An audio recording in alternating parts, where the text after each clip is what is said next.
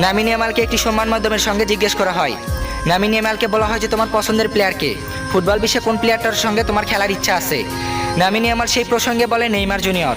Lamine Yamal বলে ছোটবেলা থেকে আমি নেইমার জুনিয়রের খেলা দেখি এবং নেইমার জুনিয়রকে আমি আমার আইডল মনে করি। ছোটবেলায় যখন আমি নেইমার জুনিয়রের খেলা দেখতাম, নেইমার জুনিয়রের সঙ্গে একটা সেলফি তোলার জন্য আমি বায়না করতাম। আমি বলতাম নেইমার জুনিয়রের সঙ্গে যদি একটা ছবি তোলার জন্য আমাকে রাশিয়াও যাইতে হয়, আমি তাও যাইতে রাজি, আমি টাকা ফুরিয়ে রাশিয়া যাব।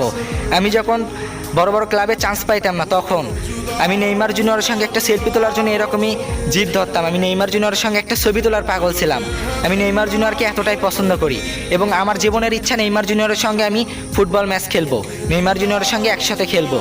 এইটাই বলে লামিন ইয়ামাল। লামিন ইয়ামাল আমাদের বস নেইমার জুনিয়রকে আইডল মানে এবং অনেক পছন্দ করে। সত্যি এই বিষয়টা আমার কাছে অনেক ভালো লাগলো। এখন থেকে আমি লামিন ইয়ামালেরও একজন ফ্যান।